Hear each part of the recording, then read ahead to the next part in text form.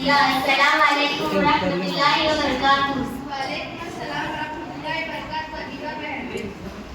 फरीदा बहन, मेरी बहन फसीला, आज तो आप बहुत परेशान नजर आ रही है, आखिर क्या बात है? बहन क्या बताओ, बेटी की शादी के बाद से परेशानियां बढ़ती ही जा रही है। किसी ने सही कहा है, जिसकी बेटी सुखी उसकी सारी जिंदगी सुखी, जिसकी बेटी दुखी उसकी सारी जिंदगी दुखी। लेकिन शादी के बाद तो घर में खुशियाँ हुआ करती है, फर्ज से अदा होना मसरत करती है, फिर तुम्हारी परेशानियाँ क्यों?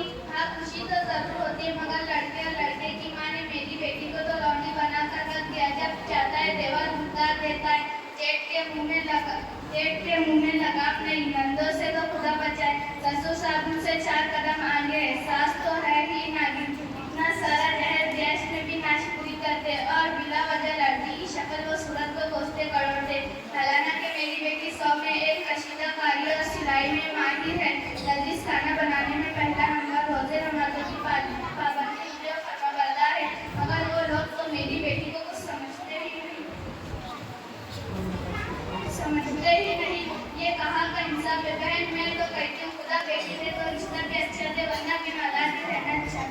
अल्लाह ताला तुम्हारी परेशानियों को खत्म फरमाए और तुम्हारी बेटी को सुकून और आराम मिल जाए, ससुराल में इसकी इज्जत बढ़ जाए।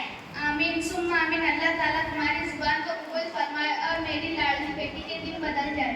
लेकिन मैंने सुना है कि आपके घर में भी बड़ी खूबसूरत और अच्छी बहू आई है, बड़ी सलीकेमंद है, फरमाबरदार है, घरेलू काम बड़ी फिक्र से करती है, तुम्हारे घर को रोशन कर दिया है, साजो सामान बहुत सारा लाई। तुम तो बड़ी किस्मत वाली हो, आखिर किसकी बेटी से तुम्हारे बेटे का रिश्ता हुआ है? अरे दीपा बहन, तुमको किसने गलत रिपोर्ट और झूठी खबर दिया है? वो बहू क्या, वो तो मेरे घर के लिए आजाद है, बड़ी चुड़ैल और बदतमीज है। तरीका और तहजीब की तो उसे हवा भी नहीं लगी। जैस मेरे जन्नत जैसे घर को उसने आजाद खाना बना दिया है। मेरा लड़का लाखों में मिसाली है। इस बेहुदा लड़की से बड़ा सा वास्ता जोड़ दिया मेरे भाई ने इससे रिश्ता। खाना बनाना तो बिल्कुल नहीं जानती, बात करने की तो उसे तमीज ही नहीं, जहेज वगैरह भी कुछ नहीं लाई और इसके बावजूद भी ऐसा ठाट है कि नाक पर मक्खी भी नहीं बैठने देती। लेकिन मैं भी बहुत खराब हूँ, सीधी कर दिया हूँ। मैं भी उसकी नाक पे तक रखती हूँ, वो भी याद रखेंगे।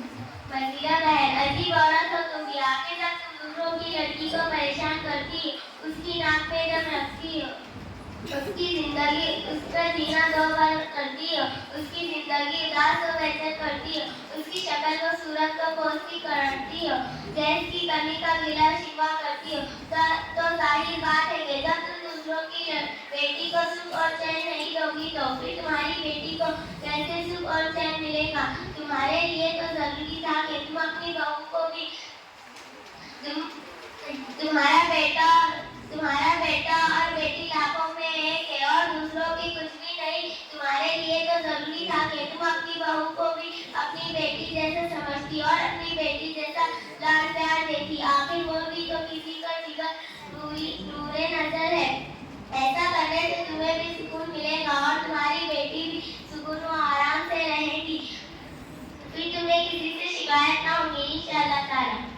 दीपा बहन, आपने मुझे बहुत अच्छी तरीके से समझाया, आपका शुक्रिया। और आज के बाद मैं अपनी बहू को किसी तरह का कोई जुल्म नहीं करूंगी और आज के बाद मैं अपनी बहू को भी अपनी बेटी की तरह समझूंगी। अच्छा, फिर इजाजत दो, मैंने आपको तकलीफ दी, उसकी भी माफी चाहती हूँ। अस्सलाम।